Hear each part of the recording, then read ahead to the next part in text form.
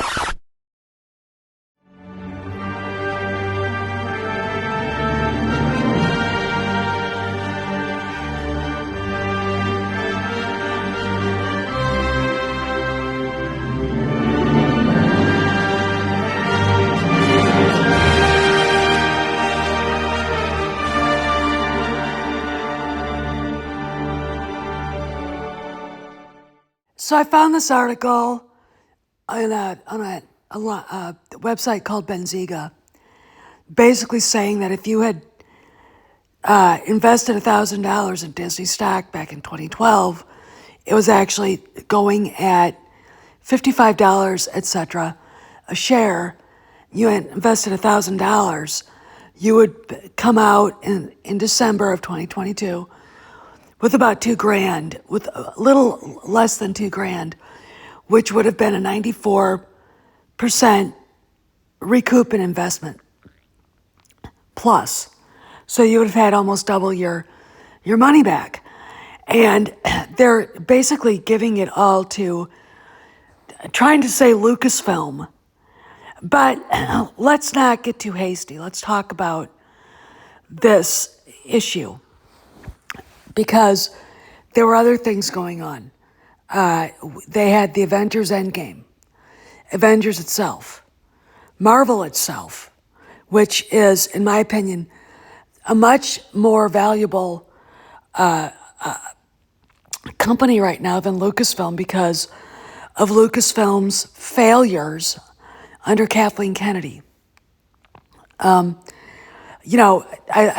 did my due diligence. I dug, and I couldn't find any real business articles about what is Lucasfilm worth now as opposed to what it was when it was bought in 2012 by Disney. Disney paid $4.05 billion to George Lucas for it.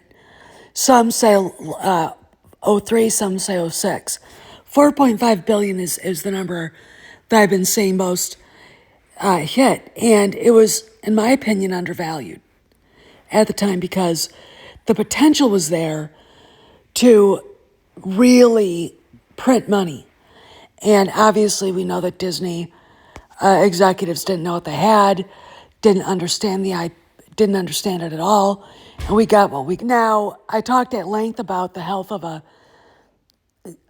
film company, an IP, being measured not by box office but by merchandise, and we know that Lucasfilm merchandise has been hanging on the shelf at Ollie's at the buyback stores for close to 3-4 years now. In fact, those same TLJ Ray figures have been hanging there, I think, since 2019, 2020. I'm not kidding. Okay. They've, at least 2020, they've just been sitting there gathering mold. And when you see it bleeding down into Mandalorian and even original trilogy characters, it gets really it's heartbreaking to see because, this should not be happening. But a franchise is only worth as much as its, merchandise can sell. And beyond what they do in the box office. But for here, I'm going to talk about box office. And I'm going to talk about Disney's investment. So let's go into Force Awakens. Force Awakens made about $2.03 billion and almost $1 billion domestically. Rogue One made about $1 billion. Okay. TLJ made 1.3 billion. Solo, a Star Wars story, they say it lost 70 million, but we estimate it lost more like 250 million. And The Rise of Skywalker made a billion. And so what are we doing? Well, the Nazgul hanging out, the five riders, hanging out at Lucasfilm right now, even though this has been denied by Pablo Hidalgo himself, like he wouldn't lie, are trying to figure out how to get Lucasfilm back under budget constraints. Now, the reason why these movies cost so much to make is the fact that they weren't well made to begin with, okay? They weren't well crafted. You look at the TLJ storyline, it's disjointed. Canto Bite was an add-on to keep the Reylos happy and to give, I don't know, Pablo Hidalgo a chance to write a Marxist soliloquy. And when you look at it and you think, how much is Lucasfilm worth? And you've got a business publication basically saying when it was bought by Disney, Disney was worth $55 and some odd cents a share. And last year, in December, it was worth 90 some dollars. So it basically, if you put $1,000 in Disney in 2012, you get almost $2,000 back. But like I said, that does not take into consideration Marvel, Pixar, and anything else Disney had out there. Okay, Lucasfilm isn't the only thing.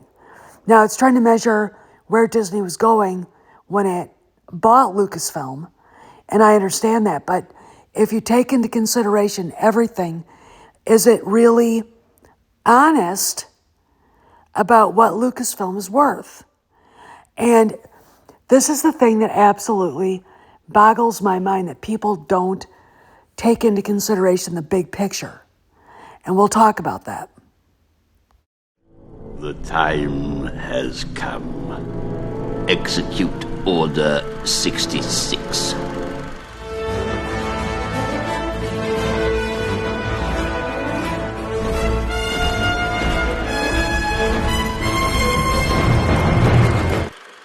There are other business publications who've said Disney invested $10 billion into Star Wars with Lucasfilm, with Galaxy's Edge, the hotel that is now closing, and of course the box office for these films. And if you look at the from the high of the Force Awakens, which was a nostalgic high, it wasn't because the movie was good, it's actually quite terrible, to the lows of Solo and The Rise of Skywalker, the box office for each of these movies declines.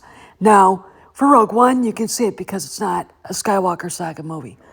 TLJ, because TLJ was just such a middle finger to the fans, and such a snarky commentary on the franchise and the hero's journey that people didn't go to see it. I mean, sure, it made $1.3 billion. It was supposed to make $2.3 billion, okay? It didn't. Then, of course, Solo, they say lost $70 billion. Like I said, it actually probably lost, if you add in reshoots, etc., $250 million, which is an staggering Indiana Jones loss. And then you've got The Rise of Skywalker, barely crawling over $1 billion. Again, Kathleen Kennedy's patented 40% or more reshoots. Okay. And then, of course, the sad commentary on Indiana Jones 5, I think it just broke 300 million or 350 million. And it did not, there was a publication out there saying it broke even, and it did not break even because they didn't add in how much money the reshoots cost. It's like when people that write for the trades write things like this and say, ooh, it broke even. No, it didn't. Because they never concede that there are other costs involved, like the reshoots, which Harrison Ford said they did reshoot the ending. Okay, so there you go. So what is Lucasfilm worth? I would say when you look at the loss of merchandise sales, the power there, when you see that decline, and Pablo, it's not because little kids don't play with toys anymore. It's because the movies suck, okay? The movies sucked, okay? So it was not that. It's because the movies sucked. They can't sell toys. You look at that. So merchandise power gone. You look at declining box office gone. You look at the theme parks. Disney as a whole is seeing theme park attendance fall. Okay, what does that mean for Star Wars: Galaxy's Edge?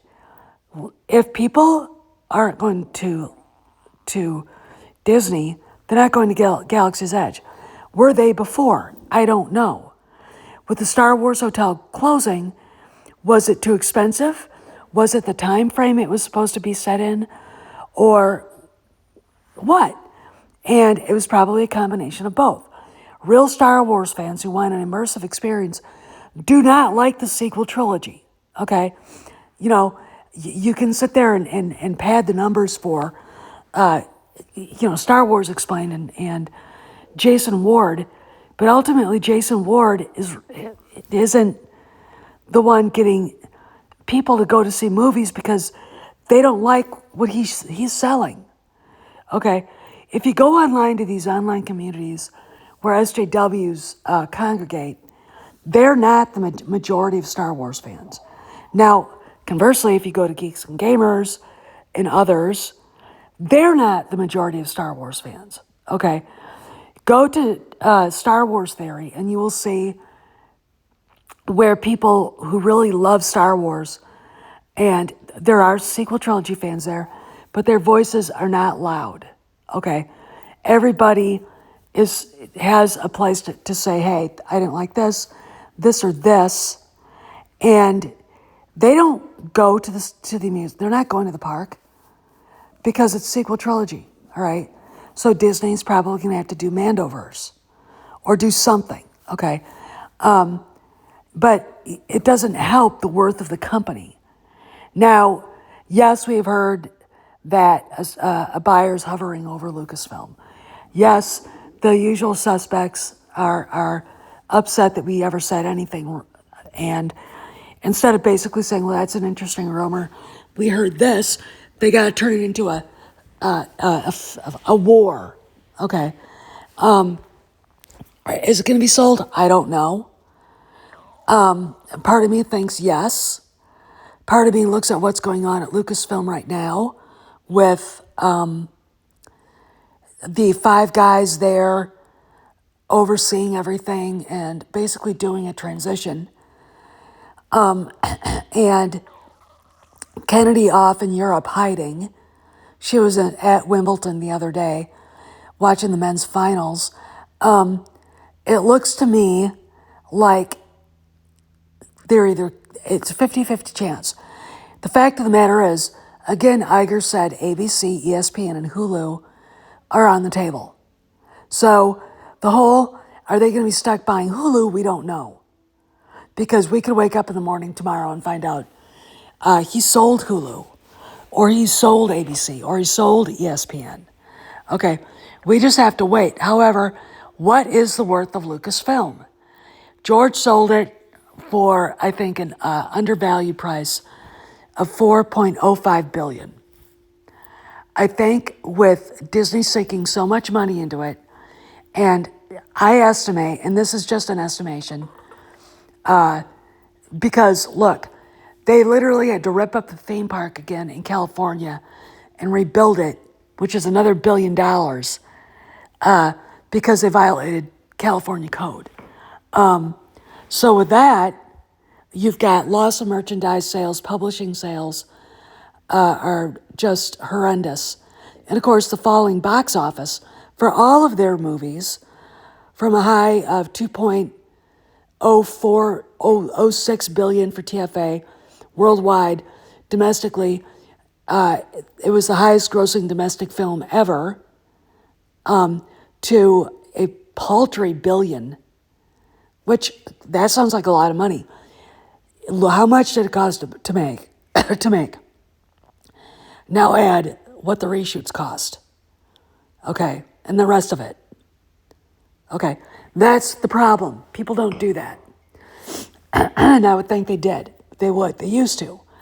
And that's the problem. What is Lucasfilm worth? I think it's probably worth $2 billion, maybe $1 billion now. Okay, if they take ILM and Skywalker Sound THX out of the equation. All right, maybe 2 or 2.5 if they keep those together. But sorry, it has never broken even. And when you've got, business publications who are trying to get on the good side of Bob Iger and at the time Bob Chapek, saying it broke even, that's bullshit. Okay. That's bad accounting. Okay. So I would say it's probably worth about $1 billion, between $2.5 billion to $1 billion. But they lost a staggering, probably close to $9 billion, all on Lucasfilm. This is Steph signing out. I'll see you around the galaxy.